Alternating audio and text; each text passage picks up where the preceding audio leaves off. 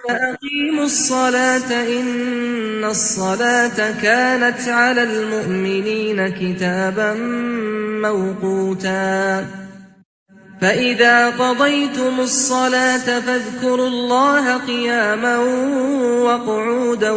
وعلى جنوبكم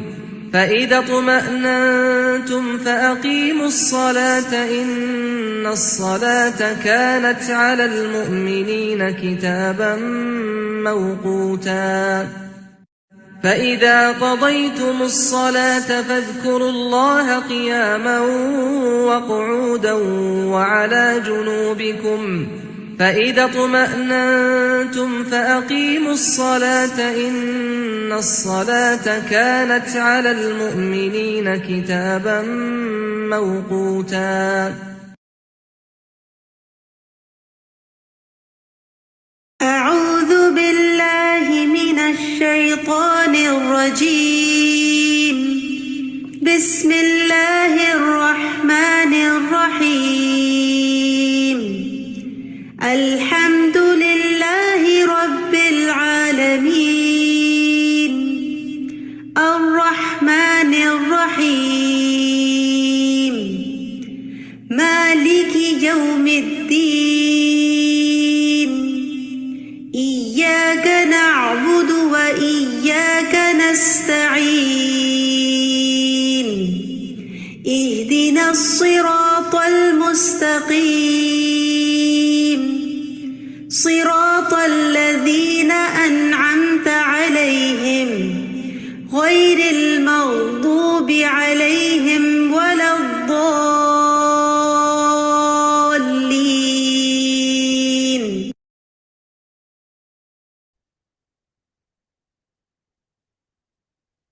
آمین یا رب العالمین.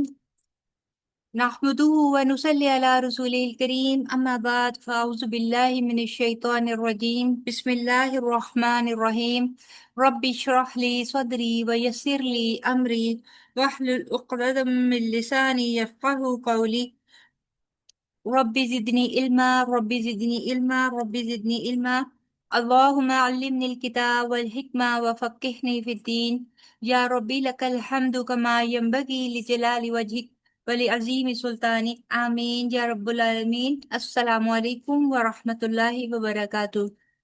کیسے آپ سب لوگ؟ امید کرتی ہوں کہ صحت اور ایمان کی بہترین حالت میں ہوں گے انشاءاللہ. لاسٹ ٹائم ہم لوگوں نے نماز کے ٹاپک میں دیکھا تھا کہ وہ کون کون سے اعمال ہیں جو ہماری نماز دوران نماز یا تو ہماری نماز کو باطل کر دیتے ہیں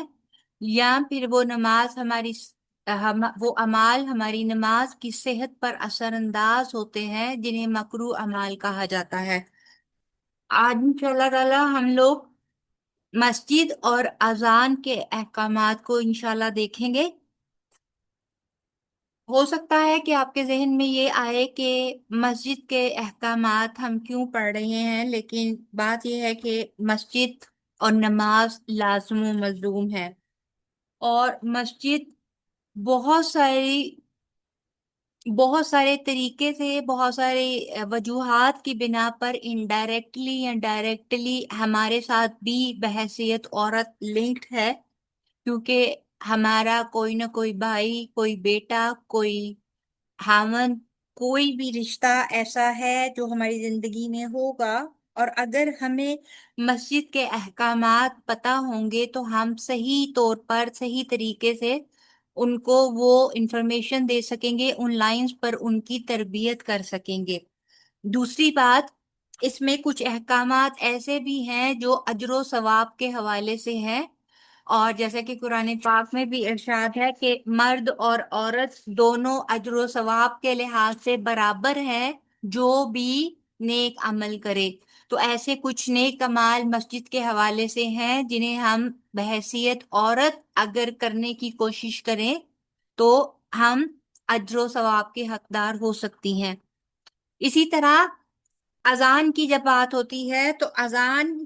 شروعات ہے ہماری نماز کا ٹائم داخل ہونے کا. جیسے ہی نماز کا ٹائم داخل ہوتا ہے تو اذان کے ذریعے ہمیں اطلاع ملتی ہے، ہمیں ایک ریمائنڈر دیا جاتا ہے کہ اب نماز کا ٹائم ہو گیا ہے۔ اس کے علاوہ نماز کے کلمات اور پھر نماز کا جواب دینا اور اس کے بعد کی دعا اور اس کے متعلق بہت ساری فضیلت،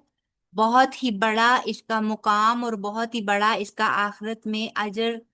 کی خوشخبری دی گئی ہے، لہذا اس کے متعلق بھی جانیں گے، سمجھیں گے اور دیکھیں گے۔ سب سے پہلے ہم لوگ دیکھیں گے کہ مسجد کے احکامات اور اس کے آداب کیا ہیں، ٹھیک ہے؟ سب سے پہلے تو ہم دیکھیں گے کہ مسجد، بیسیکلی مسجد کہتے کس جگہ کو ہے؟ تو مسجد وہ جگہ ہے جو اللہ تعالیٰ کی عبادت، نماز، اللہ تعالیٰ کے ذکر، تلاوت قرآن پاک یا پھر دینی تعلیم کے لیے وقف کی گئی ہو، ٹھیک ہے؟ دیکھیں آج کل اب بہت زیادہ یہ کانسیپٹ چل نکلا ہے کہ گھر میں ہی ایک کارنر یا ایک چھوٹا سا روم یا ایک ایسی جگہ جو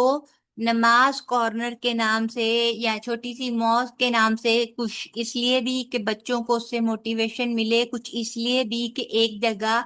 پاک صاف کچھ اس طرح ہو کہ وہاں پر ہم اپنی نماز کو بغیر کسی کہنا چاہیے کہ کنفیوژن کے پڑھ سکیں کہ وہ پاک صاف ہے۔ لیکن اس جگہ میں کو ہم مسجد نہیں کہہ سکتے۔ اب اس کی وجہ کیا ہے؟ وجہ یہ ہے کہ گھر کے ایک کارنر میں اس جگہ کو جب تک کہ وہ ہمارے مقصد کو پورا کرتی ہے، ہم اس کو نماز کی جگہ، نماز کارنر یا پھر ایک ٹیمپرری ماسک پلیس تو کہہ سکتے ہیں، لیکن باقاعدہ طور پہ مسجد نہیں کہہ سکتے، کیونکہ گھر کی سیٹنگ کی چینجز کے ساتھ ساتھ ہی اگر ہم سیٹنگ چینج کر دیتے ہیں تو ڈیفینیٹلی وہ جگہ اگر ہمارے پلان کے اکارڈنگلی وہاں پر سوٹ نہیں کر رہی تو ہم وہ جگہ کو تبدیل کر دیں گے، ٹھیک ہے؟ دوسری چیز یہ ہے کہ جب کبھی کوئی ہم اپنا گھر تبدیل کرتے ہیں، گھر بیچنے لگتے ہیں، تو obviously with in the area وہ جگہ بھی آتی ہے جو کہ سیل ہو جاتی ہے، جو کہ بک جاتی ہے اس گھر کے ساتھ ہی، جبکہ مسجد ایک ایسی جگہ ہے جو خاص طور پر اللہ تعالیٰ کی عبادت اور اللہ تعالیٰ کے دین کے لیے ٹوٹلی وقف کر دی جاتی ہے۔ اس کو خرید کر تا قیامت، جب تک کہ وہ زمین باقی ہے، جب تک کہ وہ جگہ باقی ہے، اس کو اللہ تعالیٰ کے نام پر وقف کر دیا جاتا ہے۔ اس کی دوبارہ سے خرید و فروخت نہیں کی جا سکتی، ٹھیک ہے؟ ایک مسجد میں اور ایک عام جگہ جہاں پر کہ یہ تمام کام ہو رہے ہوں گے، یہی ایک میجر فرق ہے، ٹھیک ہے؟ کہ مسجد خاص طور پر وقف کر دی جاتی ہے، اس کی خرید و فروخت نہیں ہے بعد میں، پھر اس کے بعد وہاں پر صرف اور صرف دین ہی کا کام ہوگا، وہاں پر اور کسی قسم کے جو معاملات ہیں وہ نہیں کیے جا سکتے، ٹھیک ہے؟ پھر اگر ہم دیکھیں کہ مسجد کی فضیلت کیا ہے قرآن پاک کی روشنی میں، تو وہ یہ سب سے بڑی چیز، سب سے بڑی جو اس کی فضیلت ہے کہ یہ ڈائریکٹلی اللہ تعالیٰ کی ذات کے ساتھ منسوب جگہ ہے، اللہ تعالیٰ کی ملکیت ہے، اور اللہ تعالیٰ کا نام، اللہ تعالیٰ کی عبادات، اللہ تعالیٰ کے ذکر کے لیے خاص ہے، ٹھیک ہے؟ اس سورہ جن کی آیت نمبر 18 میں اللہ تعالیٰ فرماتے ہیں، اور بے شک مسجدیں اللہ ہی کے لیے ہیں، لہٰذا اللہ کے ساتھ کسی اور کو نہ پکارو، یعنی کہ ایسی جگہوں پر غیر اللہ کا نام نہیں لیا جا سکتا اور نہ ہی لینا چاہیے، ٹھیک ہے؟ پھر دوسری اس کے بارے میں، مسجدوں کی فضیلت کے بارے میں کیا کہا گیا؟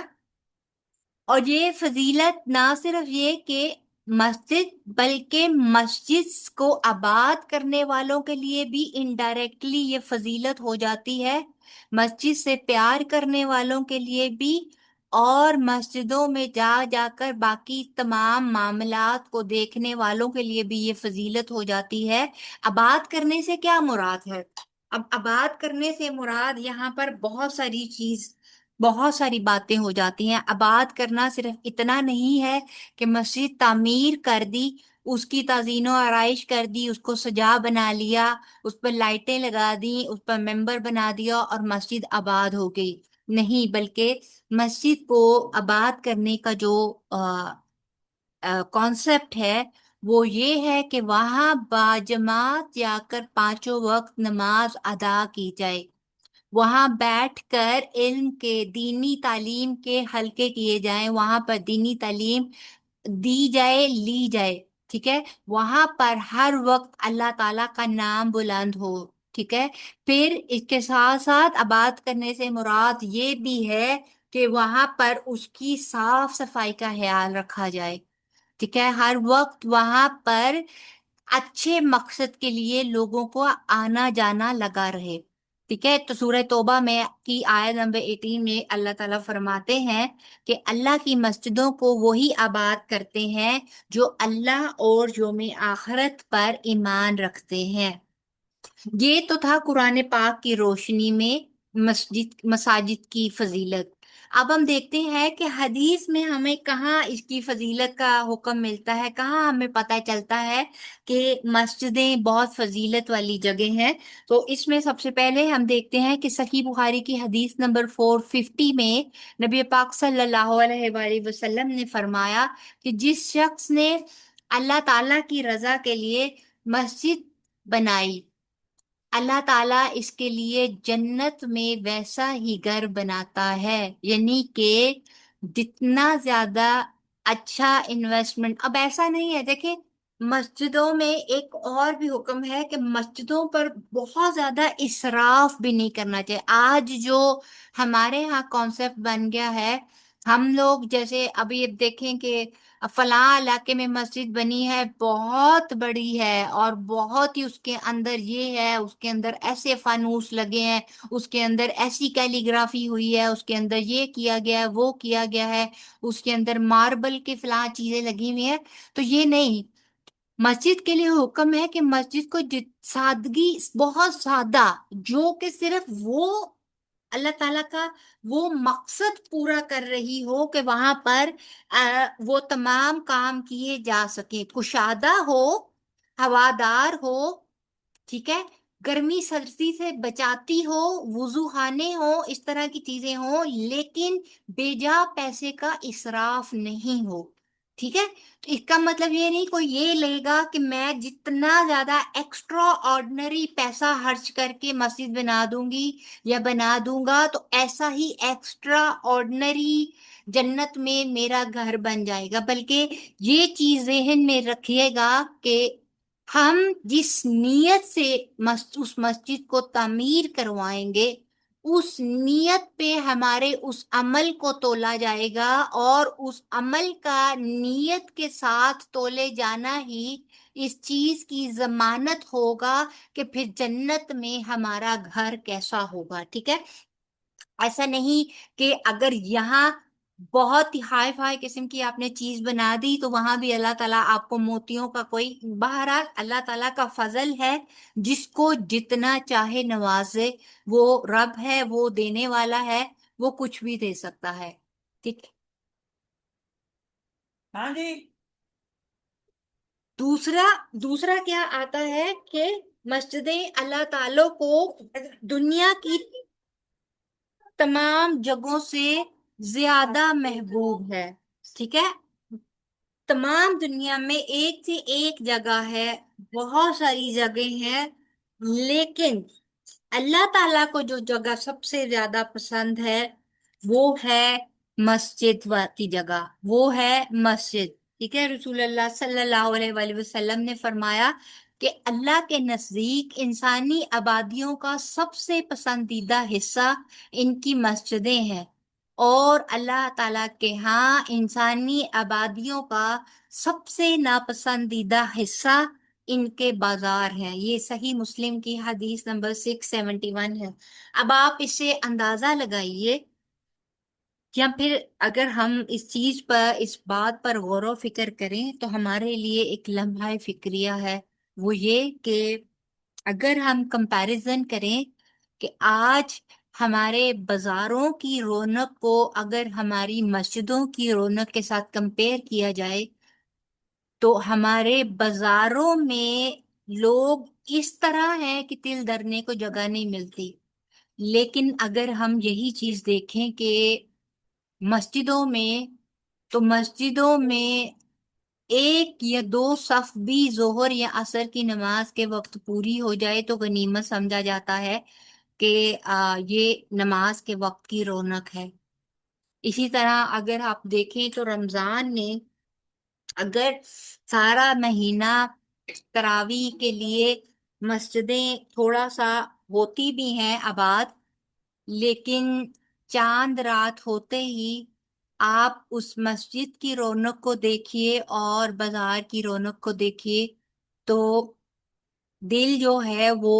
ہاتھ میں آنے کو ہوتا ہے کہ ہم لوگوں کی سوچ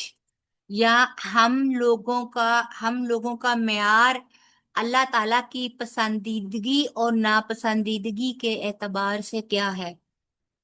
کیا ہم واقعی اللہ کی پسند کو اپنی پسند مانتے ہیں یا نہیں مانتے ہیں؟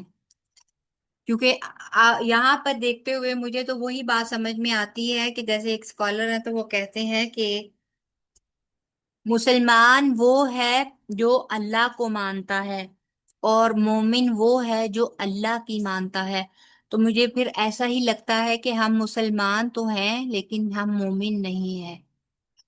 اللہ تعالیٰ ہمیں ایک اچھا مسلمان اور ایک اچھا مومن بنا دے تاکہ ہم اپنی زندگیوں کو اللہ تعالیٰ کی پسند اور ناپسند کے مطابق ڈھال سکیں۔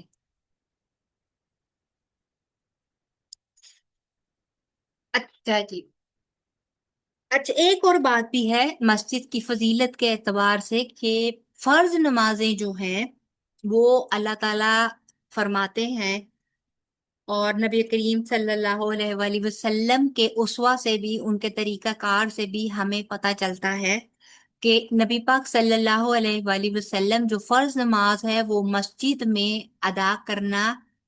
پسند کرتے تھے، اور اسی کو انہوں نے افضل بھی قرار دیا، ٹھیک ہے۔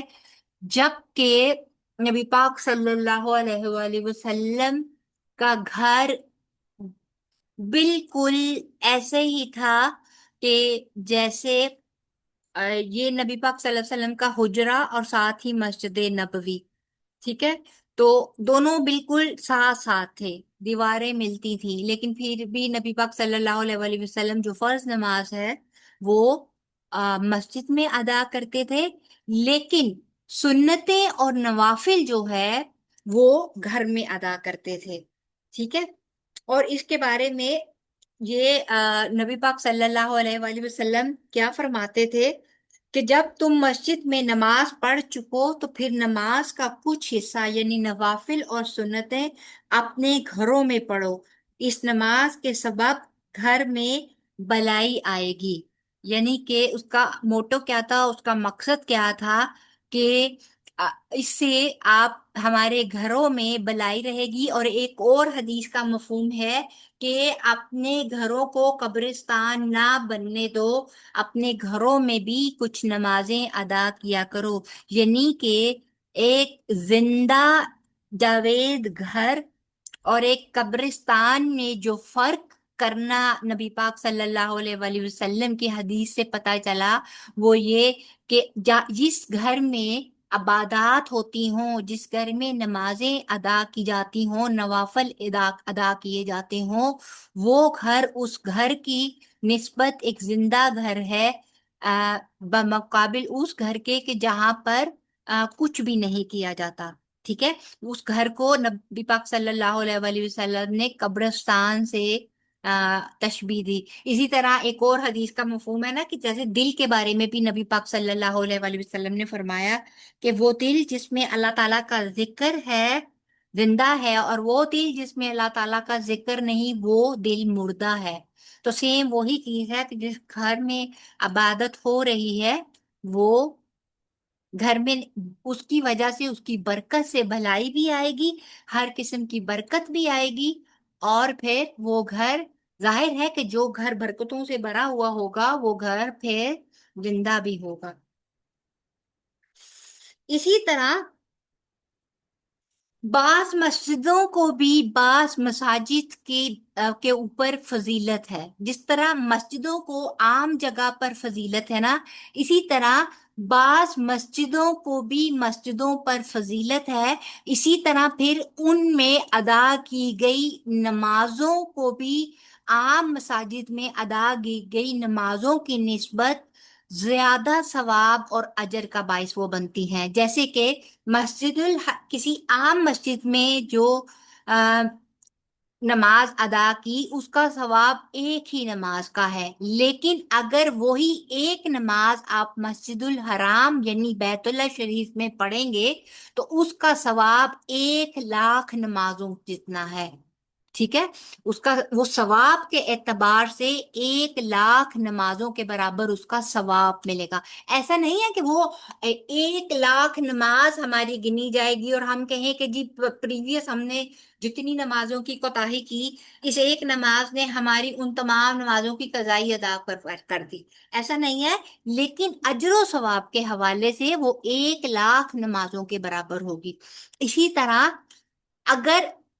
مسجد نبوی میں ہم ایک نماز پڑھتے ہیں تو اس کا ثواب 1,000 نمازوں سے زیادہ ہے۔ ٹھیک ہے، 1,000 نمازوں سے بہتر ہے وہ نماز جو عام مسجد میں پڑھی جائے یا پھر وہ مسجد نبوی میں ادا کی جائے۔ ٹھیک ہے، اسی طرح مسجد اقصی بیت المقدس جو کہ فلسطین میں ہے، جو کہ مسلمانوں کا پہلا قبلہ بھی تھا، اس میں ایک نماز کا ثواب 500 نمازوں کے برابر ہے۔ ٹھیک ہے، اور انہی 3 مساجد کے بارے میں ایک اور حدیث کا بھی مفہوم ہے کہ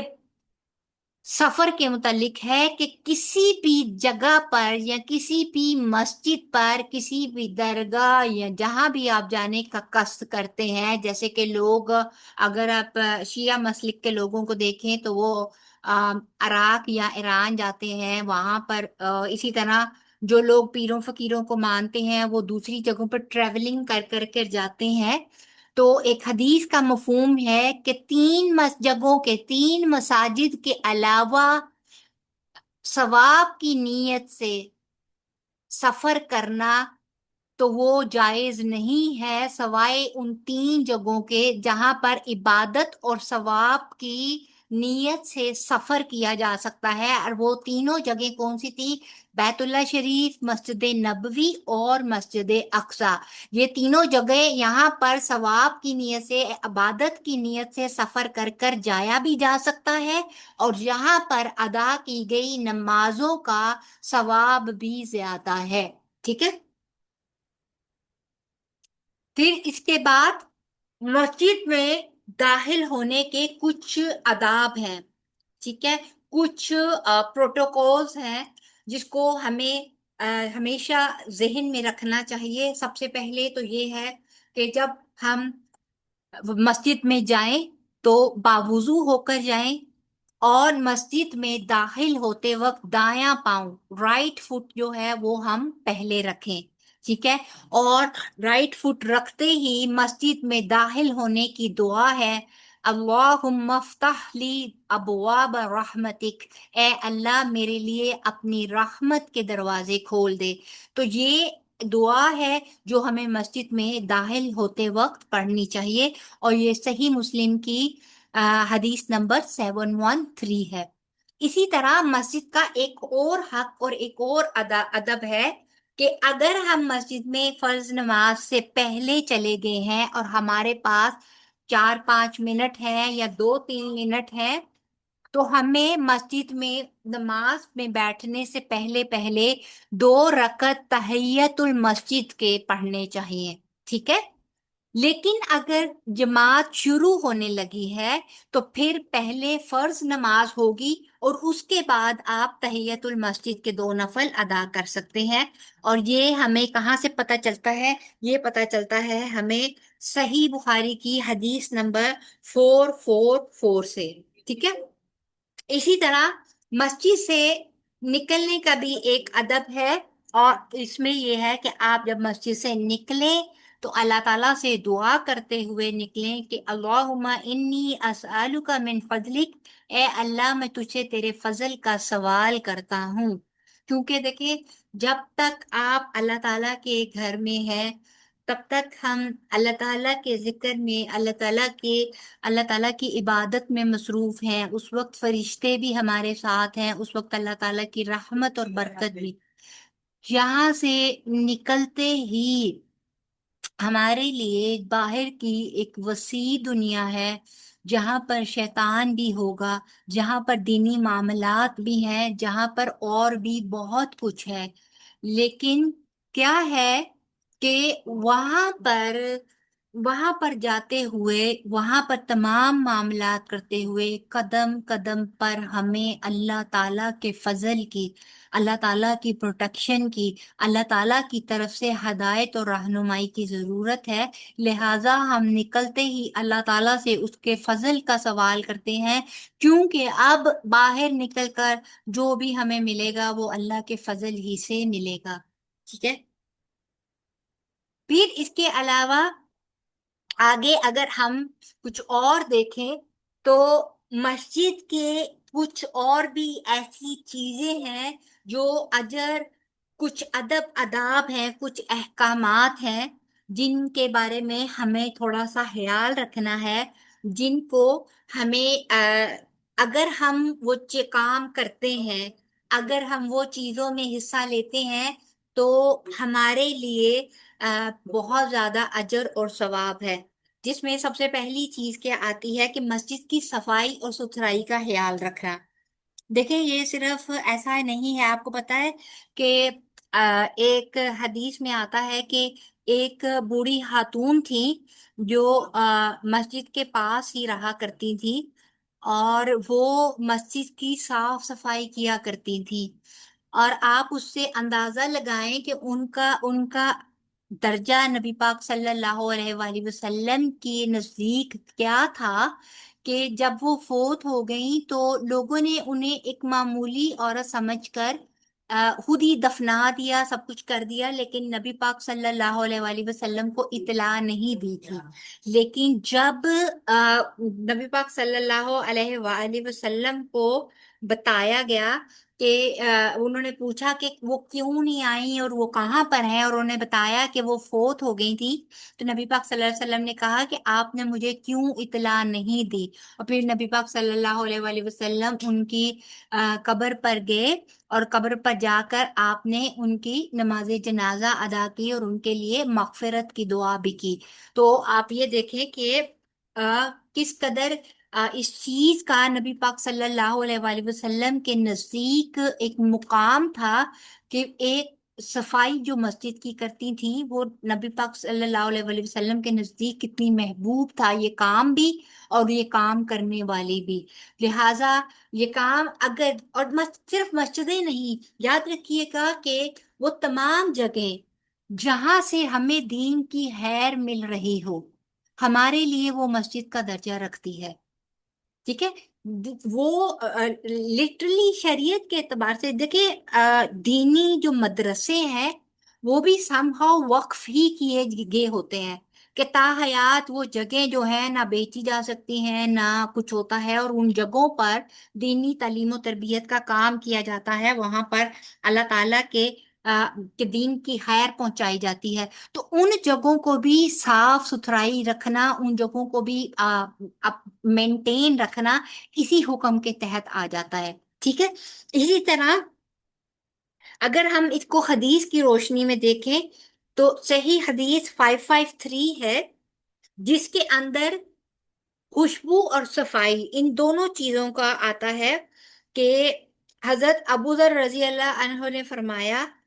کہ نبی کریم صلی اللہ علیہ وآلہ وسلم نے فرمایا کہ میرے سامنے میری امت کے اچھے اور برے اعمال پیش کیے گئے، میں نے اس کے اچھے اعمال میں راستے سے تکلیف دہ چیز ہٹانے کو دیکھا، اور اس کے برے اعمال میں بلغم کو پایا جو مسجد میں ہوتا ہے اور اسے دفن نہیں کیا جاتا۔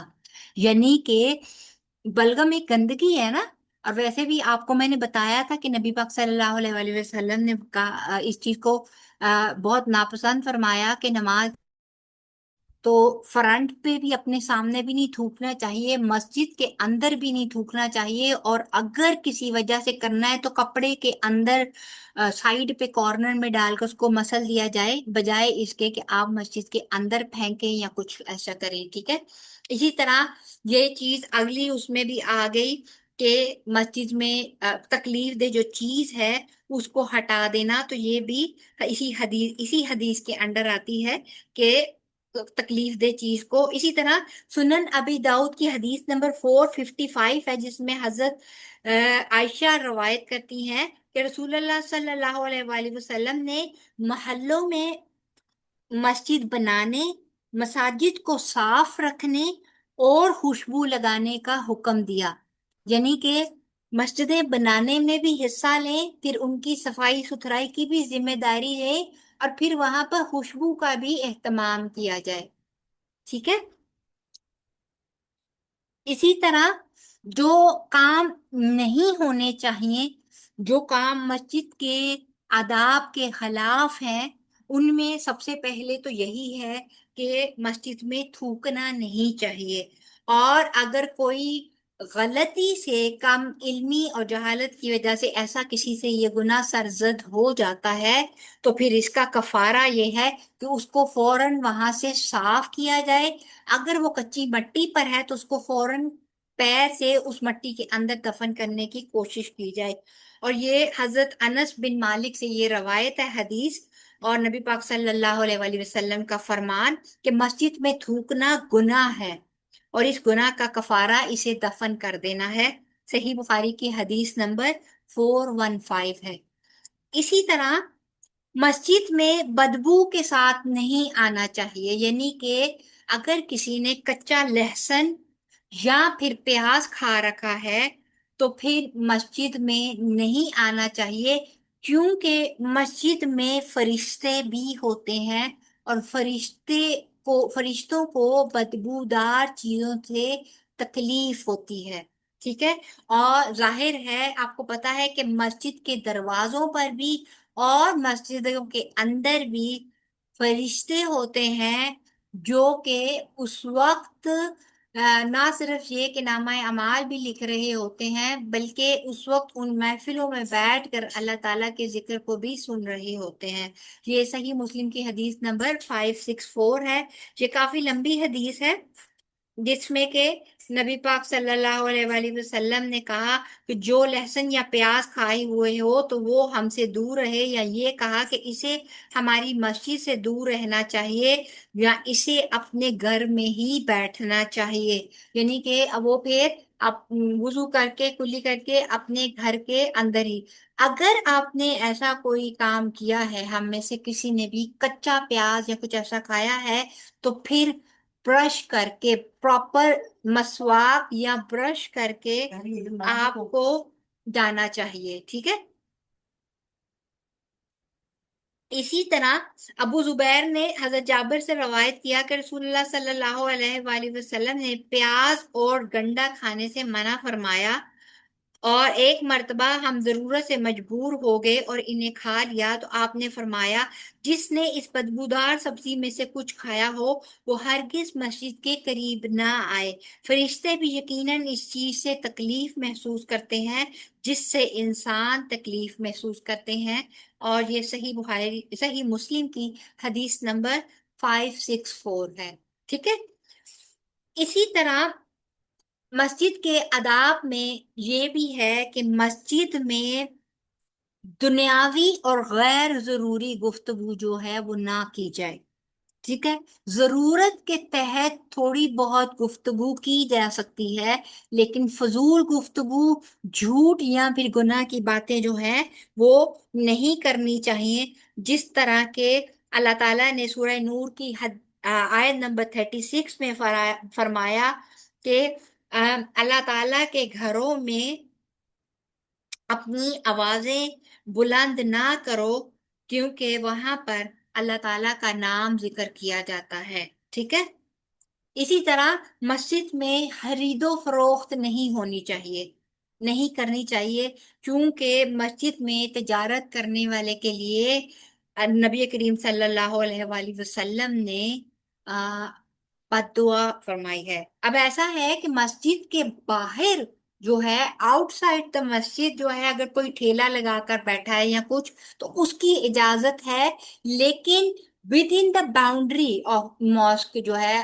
مسجد کی حدود کے اندر بزنس کرنا یہ منع ہے۔ اور حدیث جامع ترمذی کی 1321 ہے، جسے ابو ہریرہ روایت کرتے ہیں، اور انہوں نے کہا کہ رسول اللہ صلی اللہ علیہ وآلہ وسلم نے فرمایا، جب تم ایسے شخص کو دیکھو جو مسجد میں خرید و فروخت کر رہا ہو تو کہو اللہ تعالیٰ تمہاری تجارت میں نفع نہ دے، اور جب ایسے شخص کو دیکھو جو مسجد میں گم شدہ چیز کا اعلان کرتے ہوئے اسے تلاش کرتا ہو تو کہو اللہ تمہاری چیز تمہیں نہ لوٹائے۔ اور آج دیکھیے کہ ہمارے ہاں مسجدوں کو گمشدہ بچے اور گمشدہ چیزوں کے اعلان کے لیے کس قدر زور و شور سے اور بہت آرام سے ان فیسلٹیز کو استعمال کیا جاتا ہے۔ اسی طرح مسجد میں آواز بلند نہیں کرنی چاہیے، ٹھیک ہے۔ اب اس کے بارے میں کیا ہے کہ حدیث ہے صحیح بخاری کی 470، اور ایک ہے سنن ابو داؤد کی 1332، جس میں سیدنا ابو سعید خدری بیان کرتے ہیں کہ رسول اللہ صلی اللہ علیہ وآلہ وسلم نے مسجد میں اعتکاف فرمایا۔ آپ نے لوگوں کو سنا کہ وہ اونچی آواز سے قرات کر رہے ہیں۔ آپ نے پردہ ہٹایا اور فرمایا، خبردار، بلا شبہ تم سب کے سب اپنے رب سے مناجات کر رہے ہو، مگر کوئی دوسرے کو ہرگز ایذا نہ دے، یعنی کہ تکلیف نہ دے، اور قرات میں اپنی آواز دوسرے پر بلند نہ کرے، یعنی اتنی آواز سے پڑھے کہ وہ آواز آپ کے اپنے کانوں کو سنائی دے، نہ کہ اتنا زور و شور سے آپ پڑھیں کہ اس سے دوسرے لوگ بھی ڈسٹرب ہوں۔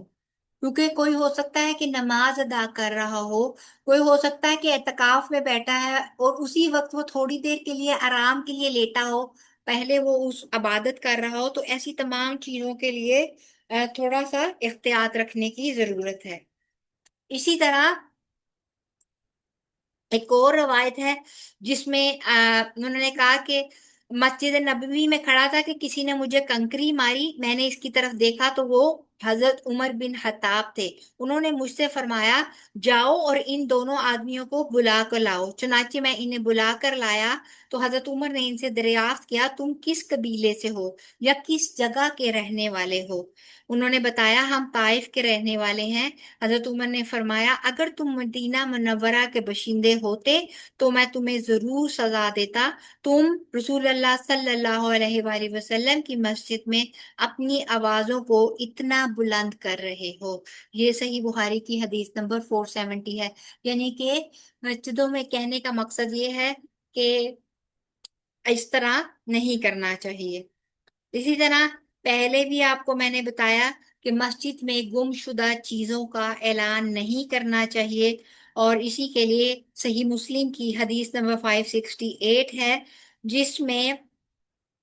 یہ حدیث جو ہے یہ ابو عبداللہ نے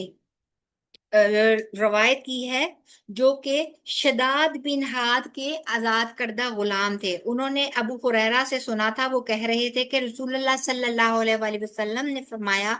جو شخص کسی آدمی کو مسجد میں کسی گم شدہ جانور کے بارے میں اعلان کرتے ہوئے سنے تو وہ کہے، اللہ تمہارا جانور تمہیں نہ لوٹائے، کیونکہ مسجدیں اس کام کے لیے نہیں بنائی گئی۔ تو آپ خود ہی دیکھ لیجئے کہ سم ٹائم آتا ہے مسجدوں میں اعلان ہو رہے ہوتے ہیں، فلاں کا بچہ گم ہو گیا ہے، کسی کو ملے تو مسجد میں پہنچا دے، کسی کو ملے تو فلاں اور فلاں فون نمبر پر رابطہ کرے۔ تو ایسے سب کام جو ہے شریعت کی روح سے ناپسندیدہ اور منع ہے، نہیں کرنے چاہیے، ٹھیک ہے۔ وہ کون کون سے کام ہیں جو کہ مسجد میں کیے جا سکتے ہیں، ٹھیک ہے۔ مسجد میں ضرورت کے تحت کھایا پیا جا سکتا ہے، ٹھیک ہے، لیکن کھانے پینے کے ساتھ ساتھ وہاں کی صفائی اور احترام کو بھی برقرار رکھنا چاہیے۔ یعنی کہ اگر وہاں پر کھایا ہے، جیسے فور ایگزامپل مسجد میں کسی نے افطاری کا اہتمام کیا، ٹھیک ہے، لوگ آئے، تو اب ہمارے ہاں دیکھیے کہ ایک طوفان بدتمیزی ہوتا ہے، لوگ آتے ہیں اور اس طرح سے لوگ کھو مطلب کھانے پینے کا کرتے ہیں کہ جب وہ وہاں سے نکلتے ہیں تو پیچھے اس قدر گند ہوتا ہے کہ انتظامیہ کو کئی کئی لوگ لگا کر، کئی کئی گھنٹے لگا کر مسجد کو دوبارہ سے صاف ستھرا کرنا پڑتا ہے اگلی نماز تک کے ٹائم کے لیے۔ اور اب کھانا پینا کہاں سے ثابت ہوتا ہے کہ یہ کہ مسجد میں اگر آپ دیکھیں تو ایک اور چیز بھی ہے کہ جب اعتکاف لوگ کر رہے ہوتے ہیں تو obviously مسجد کی حدود کے اندر ہوتا ہے، تو اعتکاف کے دوران بھی obviously لوگ کھاتے پیتے بھی ہیں۔ تو یہ تمام چیزیں جو ہیں اگر اعتکاف کر رہے ہیں تو کھانا پینا بھی وہی ہے، تو اگین کھانے پینے کی بھی اس سے دلیل مل جاتی ہے اور اس چیز کی بھی کہ وہاں پر اعتکاف کیا جا سکتا ہے، ٹھیک ہے۔ اور مسجد میں ضرورت کے تحت سویا بھی جا سکتا ہے، اور اس کی دلیل کہاں سے ملتی ہے کہ حدیث ہے صحیح بخاری کی 440، جس میں حضرت عبداللہ بن رضی اللہ عنہ کہتے ہیں کہ میں مسجد میں شادی سے پہلے، یعنی کہ جب وہ غیر شادی شدہ اور جوان تھے اور ان کا گھر بار نہیں تھا، تو وہ مسجد میں سو جایا کرتے تھے، ٹھیک ہے۔ اسی طرح اعتکاف کا ہمیں کہاں سے پتہ چلتا ہے کہ اعتکاف مسجد میں کرنا چاہیے، اور یاد رکھیے گا کہ مسنون اعتکاف جو ہے وہ مسجد ہی میں ہے۔ آج کل ہمارے ہاں ہوتا ہے کہ وہ کہتے ہیں کہ جی اعتکاف، میں اعتکاف بیٹھی ہوں، کہاں بیٹھی ہوں جی، گھر کے ایک کمرے میں ہی بیٹھی ہوں اور میں نے اعتکاف کیا ہے، اور بڑے اتفاق سے سارے گھر والے بھی ان کے لیے پھول پتیاں ہار اور سب کچھ لے کر جاتے ہیں اور ان کو اعتکاف سے اٹھایا جاتا ہے۔ لیکن وہ اعتکاف ہو سکتا ہے، لیکن جو مسنون اعتکاف ہے وہ اعتکاف مسجد میں ہی ہوتا ہے، وہ بھی چاہے کسی مرد کا ہو یا پھر عورت کا ہو۔ اور سورۃ بقرہ کی آیت نمبر 187 سے ہمیں اس کی دلیل ملتی ہے، جس میں اللہ تعالیٰ فرماتے ہیں، اور جب تم مسجدوں میں اعتکاف کی حالت میں ہو تو اپنی بیویوں سے مباشرت نہ کرو۔ یعنی بالکل واضح بتا دیا کہ مسجدوں میں اعتکاف کی حالت میں ہو۔ تو یہ بھی کہا جا سکتا تھا کہ اعتکاف کی حالت میں ہو، ہے نا، یہ کہا جا سکتا تھا کہ اعتکاف کی حالت میں ہو، اگر یہ اجازت ہوتی کہ اعتکاف گھر کے کسی کمرے میں بھی کیا جا سکتا ہے، کیونکہ بیوی تو گھر میں ہی ہوتی ہے نا، بیوی مسجد میں تو نہیں ہوتی۔ مسجد میں اعتکاف کر رہے ہیں اور ضرورت کے تحت اگر باہر نکلے بھی ہیں، کیونکہ اعتکاف کا ایسا ہوتا ہے کہ بہت ہی انتہائی مجبوری کی حالت میں اگر اعتکاف میں سے چند گھڑیوں کے لیے باہر نکلنا پڑے تو نکلا جا سکتا ہے، جیسے کہ نبی پاک صلی اللہ علیہ وآلہ وسلم کی ایک حدیث کے مفہوم سے پتہ چلتا ہے کہ نبی پاک صلی اللہ علیہ وآلہ وسلم کی ایک زوجہ محترمہ نبی پاک صلی اللہ علیہ وآلہ وسلم سے اعتکاف کے دوران ملنے کے لیے، ملاقات کرنے کے لیے آئی تھی، تو وہ پھر رات واپس کی ٹائم پہ اندھیرا تھا، تو آپ صلی اللہ علیہ وآلہ وسلم ان کو حجرے تک چھوڑنے کے لیے، اور یاد رکھیے گا کہ حجرہ مبارک جو ہیں وہ مسجد نبوی کے بالکل ساتھ ساتھ اعتراف میں ہی تھے، تو اتنا سا فاصلہ وہاں پر چھوڑنے جانے کے لیے نبی پاک صلی اللہ علیہ وآلہ وسلم اپنی زوجہ محترمہ کے ساتھ چل کر گئے تھے اور ان کو چھوڑ کر واپس اپنی اعتکاف کی جگہ پر آ گئے تھے، ٹھیک ہے۔ تو اعتکاف کے دوران اعتکاف مسجد میں ہوگا اور اعتکاف کے درمیان تھوڑا بہت اٹھا جا سکتا ہے، ٹھیک ہے۔ اسی طرح مسجدوں میں عورتیں آ سکتی ہیں، مسجدوں میں عورتوں کو آنا منع نہیں ہے، اور اس کے بارے میں نبی پاک صلی اللہ علیہ وآلہ وسلم نے بڑی سختی سے مردوں کو اس بات کا حکم دیا کہ اپنی عورتوں کو مسجد آنے سے منع نہ کرو، اور اس کی دلیل ہمیں کہاں سے ملتی ہے؟ دو احادیث ہیں، ایک ہے صحیح بخاری کی حدیث نمبر 900، جس میں نبی پاک صلی اللہ علیہ وآلہ وسلم نے وہ نے فرمایا کہ اگر میں آپ کو ساری حدیث پڑھ دوں تو آپ لوگوں کو زیادہ اچھے سے سمجھ آ جائے گا کہ عبداللہ بن عمر رضی اللہ عنہ نے، اور انہوں نے کہا کہ حضرت عمر رضی اللہ عنہ کی ایک بیوی تھی جو صبح اور عشاء کی نماز جماعت سے پڑھنے کے لیے مسجد میں آیا کرتی تھی۔ ان سے کہا گیا کہ باوجود اس علم کے کہ حضرت عمر رضی اللہ عنہ اس بات کو مکروہ جانتے ہیں، یعنی ناپسندیدہ جانتے ہیں، اور وہ غیرت محسوس کرتے ہیں، پھر بھی آپ مسجد میں کیوں جاتی ہیں؟ اس پر انہوں نے جواب دیا کہ پھر وہ مجھے منع کیوں نہیں کر دیتے؟ لوگوں نے کہا کہ رسول اللہ صلی اللہ علیہ وآلہ وسلم کی اس حدیث کی وجہ سے کہ اللہ کی بندیوں کو اللہ کی مسجدوں میں آنے سے مت روکو۔ سبحان اللہ، ایک حدیث کو اگر ہم سوچنے بیٹھے تو اس میں بہت کچھ ہے ہمارے لیے سمجھنے کا۔ نمبر ایک کہ عورتوں کے، آپ دیکھیں کہ ایمان کا کیا لیول تھا کہ صبح اور عشاء کی نمازیں، وہ نمازیں جس میں اندھیرا ہوتا تھا، اور وہ نمازیں جن میں کہ پہچانے جانے کا یا نامحرموں کے وہ اس کا اتنا زیادہ وہ نہیں ہوتا تھا، وہ نمازیں جا کر باجماعت ادا کرتی تھیں۔ دوسری بات کہ اگر ہم دیکھیں تو اللہ اور اللہ کے رسول کے حکموں کی کیا ویلیو اور کیا معیار تھا ان کے مانے جانے کا صحابہ کرام کی زندگیوں میں، کہ باوجود اس کے کہ کوئی عمل ان کو ناپسندیدہ ہوتا تھا، کوئی عمل ان کی سمجھ میں نہیں بھی آتا تھا، اور وہ اس چیز کو اندر ہی اندر ان کو اس چیز کا تھوڑی سی تنگی بھی محسوس ہوتی تھی، لیکن اس کے باوجود وہ، کیونکہ اللہ کے نبی کا حکم تھا، وہ اپنی زبان پر وہ چیز لے کر نہیں آتے تھے۔ یعنی ان کو غیرت محسوس ہوتی تھی کہ ان کی وائف جو ہے وہ مسجد تک جائیں،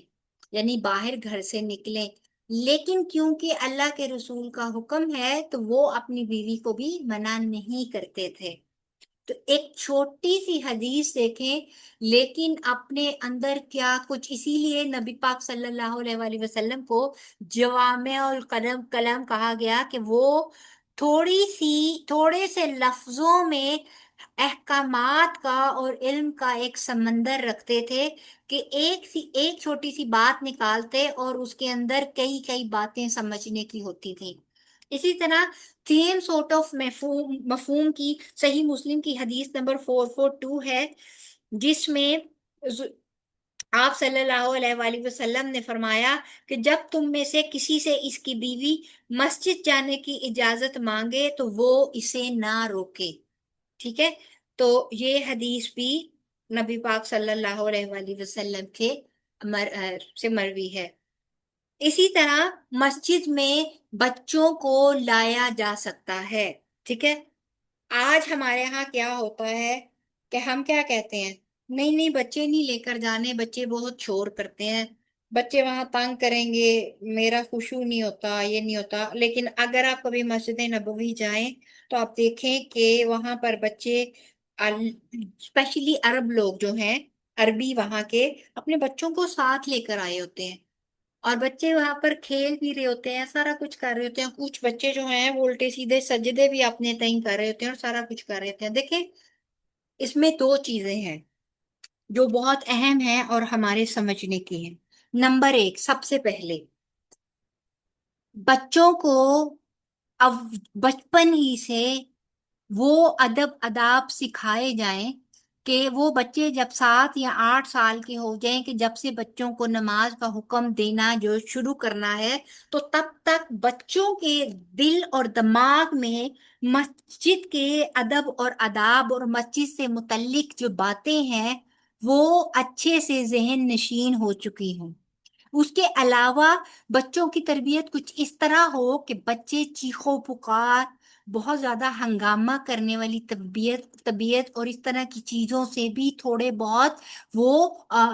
یعنی کہ دور ہوں، ان کو یہ بات پتا ہو کہ ایٹیکیٹس کیا ہیں، آداب کیا ہیں، بولنے کے، گفتگو کرنے کے، اٹھنے بیٹھنے کے، ٹھیک ہے۔ جب ہم نے شروع سے ہی اس چیز کی ایک تربیت کی گئی ہوگی اور ان کو پھر ہم اپنے ساتھ مسجد میں لے کر جائیں گے، تو بحیثیت بچے کے ایک بچپنے کے ہو سکتا ہے پھر بھی وہ کوئی ایسی چھوٹی موٹی حرکت تو کریں، لیکن بہت زیادہ آؤٹ آف دا وے جا کے اس قسم کی حرکتیں نہ کریں کہ جو دوسرے نمازیوں کے لیے بھی بہت زیادہ پریشانی کا باعث بنے۔ لیکن ہمارے ہاں کیونکہ یہ ٹرینڈ ہی نہیں ہے، اللہ ماشاء اللہ کے جو لوگ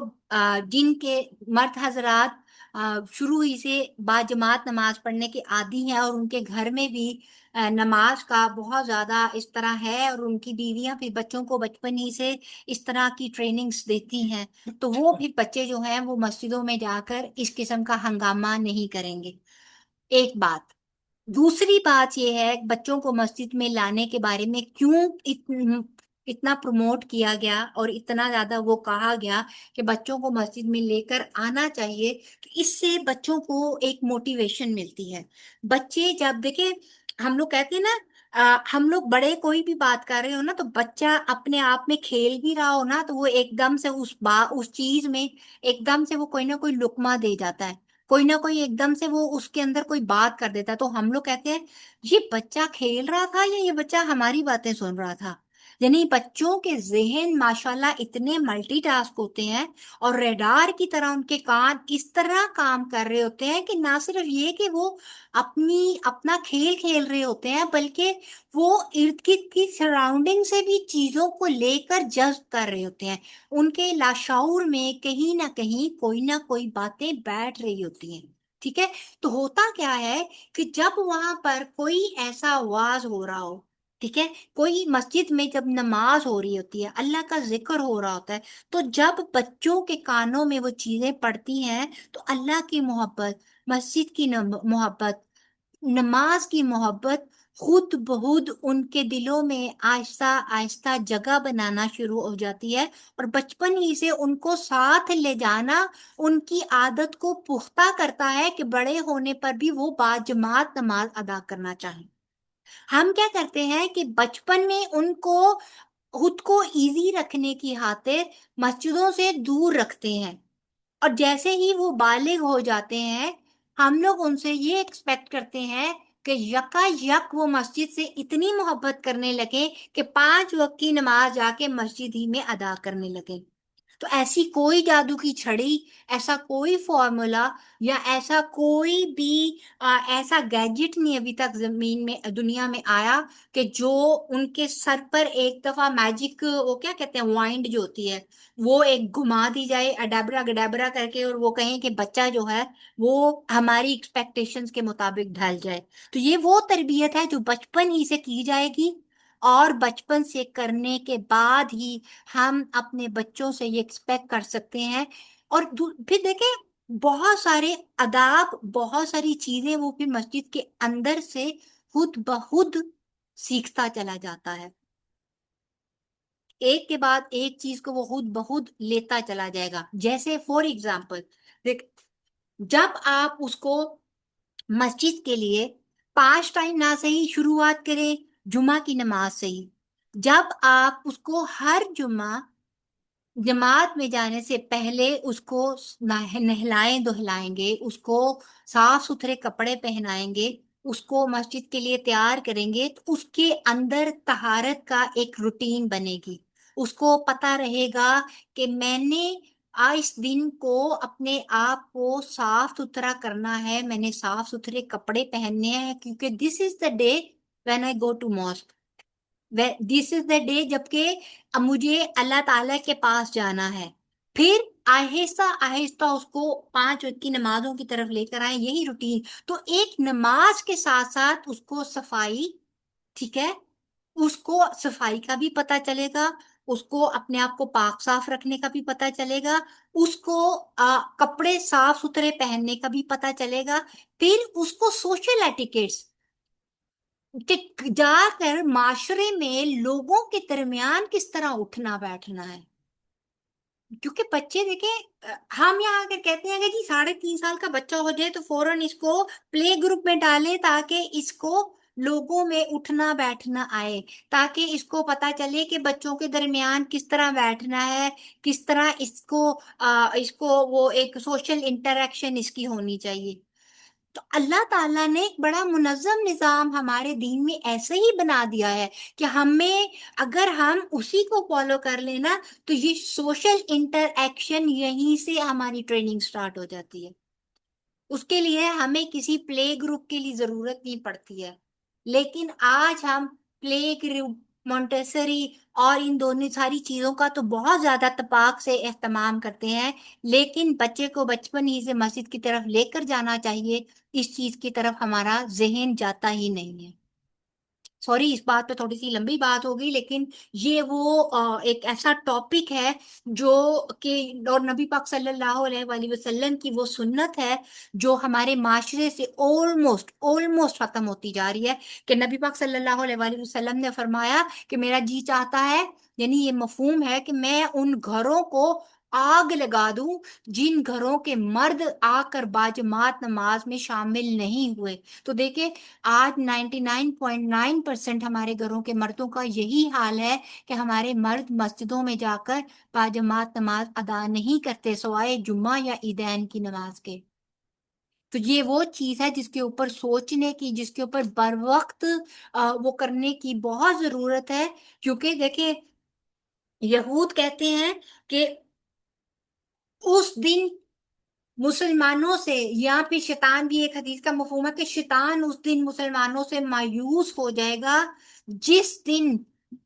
مسلمانوں کی مسجدیں نمازیوں سے بھری ہوئی ہوں گی اور ہر نمازی 5 وقت کی نماز آ کر مسجد میں ادا کر رہا ہوگا. تو اس دن شیطان جو ہے وہ اپنے ان چیزوں سے مایوس ہو جائے گا. اس کو یہ پتہ چلنا شروع ہو جائے گا کہ ہم مسلمان اپنے دین کی طرف واپس آنا شروع ہو گئے ہیں. تو دیکھیں بہت ساری چیزیں ہیں جو ہمارے بہت سارے اعمال کے ساتھ انٹر لنک ہیں. ورنہ ایک حدیث کا مفہوم یہ بھی ہے کہ جب مسجدیں نمازیوں سے خالی ہو جائیں گی اور جب کعبہ ڈھا دیا جائے گا، اب اس سے زیادہ خطرناک اور اس سے زیادہ کوئی ڈرنے والی بات ہے کہ قیامت کے قریب یہی وہ ہمارے عمل ہیں جو ہوتے ہوتے ہوتے کعبہ شریف تک کے بیت اللہ شریف کے ڈھانے تک نوبت آ جائے گی، وہ تک ڈھہ جائے گا اور اس کے بعد وہ دوبارہ قیامت تک تعمیر بھی نہیں ہوگا، حج ختم ہو جائے گا. ٹھیک ہے، اور یہ ہماری یہ شروعات ہو چکی ہے. یہ کوئی ایک دن میں یہ سارا کچھ نہیں ہونا. یہ قرب قیامت کی وہ نشانیاں ہیں جو ہمارے مساجد میں نہ جانے سے، ہمارے مرد سے یہ وہ نشانیاں پرائر شروع ہو چکی ہیں. لہٰذا ان چیزوں پہ ورکنگ کی بہت زیادہ ضرورت ہے. پھر اسی طرح مسجد کے آداب میں ایک ادب یہ بھی ہے کہ مسجد میں جب بھی جائیں صف بندی کا خیال رکھیں. ادھر ادھر بکھر کر کوئی ادھر بیٹھا ہے، کوئی ادھر بیٹھا ہے، کوئی ادھر بیٹھا ہے، اور الگ الگ حلقے بنا کر بیٹھنے کی بجائے صفیں برابر رکھ کر بیٹھا جائے. کیونکہ ایک اور حدیث کا مفہوم ہے کہ جو صفیں ہیں جو مسلمانوں کی اگر صفیں برابر نہیں ہیں تو شیطان ان صفوں کے درمیان اپنی جگہ بنا لیتا ہے اور پھر وہ ان کے اندر نفاق کا سبب بنتا ہے. آج ہمارے ہاں یہ چیز بہت زیادہ ہے، اور ہم دیکھیے کہ صفوں کو ملانے اور برابر رکھنے کی ایون یہاں تک بھی یہ صفیں دیکھیے، صرف صف بندی کی جہاں تک بات آتی ہے نا، تو ایک بات اور رکھیے گا کہ اس حکم کو اگر تھوڑا سا اس کا دائرہ براڈ کیا جائے تو یہ حکم نہ صرف یہ کہ مسجدوں کی صفوں پہ لاگو ہوتا ہے، بلکہ اگر ہم اجتماعات پہ جاتے ہیں، کوئی ایسے اجتماع ہوتے ہیں، دین کا کوئی ایسے حلقے ہوتے ہیں جہاں پہ بہت سارے کوئی کیا کہنا چاہیے درس ہوتے ہیں، کوئی ایسا ہم لوگ جاتے ہیں کہیں پہ کوئی ایسا اسپیشل کوئی کیا کہنا چاہیے اس کو لیکچر ہوتا ہے، کوئی مسجد کو ایسی کلاسز ہوتی ہیں جہاں پہ ہم جاتے ہیں، تو ہم کیا دیکھتے ہیں، کوئی پہلی رو میں بیٹھا ہوا ہے، 2 سیٹیں چھوڑ کے پھر تیسری جگہ پہ کوئی بیٹھا ہوا ہے، آگے کی پوری رو چھوڑ کے لوگ پیچھے کی طرف بیٹھے ہوئے ہیں، تو وہ تمام جگہ پہلے آگے سے پر کریں اور پھر پیچھے تک جائیں، کیونکہ یہ خالی صفیں شیطان پر کرتے ہیں، اور پھر یہ شیطان دوران مجلس نہ صرف یہ کہ ہماری اٹینشن کو خراب کرتے ہیں، بلکہ ہمارے دلوں میں نفاق ڈالتے ہیں، اور یہی نفاق باہر آ کر پھر معاشرے میں ایک بے چینی، اضطراب، ہمارے آپسی تعلقات کو خراب کرنے کا سبب بنتا ہے، لہذا اس چیز کا بھی خیال رکھنا ہے۔ اگر ان ساری چیزوں کو سم اپ کیا جائے تو پھر ہمیں کیا پتہ چلتا ہے کہ مسجد اللہ کا گھر ہے اور عبادت کا مرکز ہے، اور اس کی تعمیر ایک بہت ہی عظیم کام ہے۔ اگر اس کے آداب اور طہارت کی بات کری جائے تو اس کے داخل ہوتے وقت، نکلتے وقت مسنون دعائیں پڑھنی چاہیے، بیٹھنے سے قبل تحیت المسجد ادا کرنی چاہیے، اور صفیں سیدھی کرنی اور مسجد کو خوشبودار رکھنا چاہیے۔ خواتین کو شرعی آداب کے ساتھ آنے کی اجازت ہے۔ اب آپ شرعی آداب دیکھیں تو شرعی پردہ، بغیر خوشبو لگائے،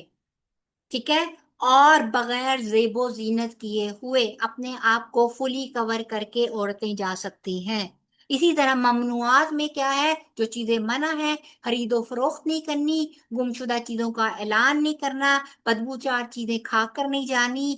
شور و غل نہیں کرنا، اور اپنے کسی بھی عمل سے مسجد کے تقدس اور نمازیوں کے لیے باعث تکلیف نہیں بننا، ٹھیک ہے۔ الحمدللہ ہمارا مسجد کا ٹاپک آج یہاں پر کمپلیٹ ہوا۔ اللہ کا بہت احسان ہے، یہاں تک اگر کسی کا کوئی سوال ہے تو وہ مجھ سے سوال کر سکتا ہے۔